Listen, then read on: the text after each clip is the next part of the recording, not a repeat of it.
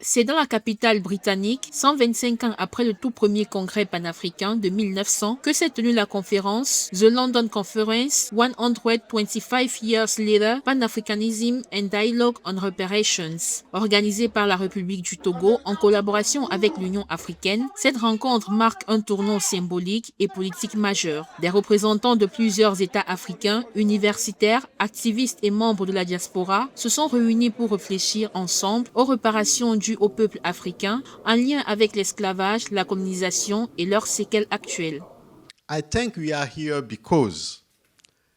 Je pense que nous sommes ici parce qu'il y a 125 ans, des personnalités visionnaires se sont réunies ici à Londres pour délibérer sur l'avenir de l'Afrique et de ses peuples dispersés à travers le monde par le fait de l'histoire. Leur vision était claire, unir les peuples africains, opposer à l'existence du fascisme exacerbé, à l'exclusion et à l'oppression.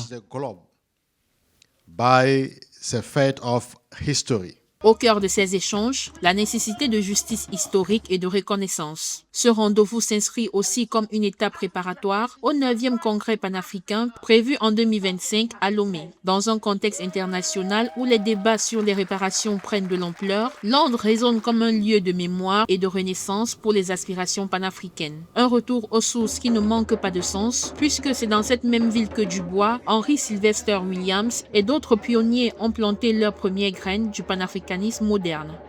J'affirme que l'origine de l'universalité des droits de l'homme vient de l'Empire mandingue au XIIIe siècle. Et c'est clair, nous avions la charte de l'Empire de Mandingue depuis le XIIIe siècle. Et tout le monde sait sur un plan historique que la Révolution française est arrivée après, donc 500 ans après. Donc ce fut, et nous devons en être fiers.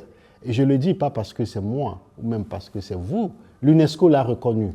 Enfin, la conférence a aussi été l'occasion de remettre en lumière les fondements philosophiques et culturels africains, souvent méconnus. À travers des panels, des témoignages et des échanges intergénérationnels, les participants ont souligné l'urgence de repenser l'histoire à partir des vérités africaines. En affirmant la continuité entre les luttes passées et les combats actuels, Londres 2025 s'impose comme un jalon essentiel dans la quête d'un avenir panafricain plus juste et solidaire.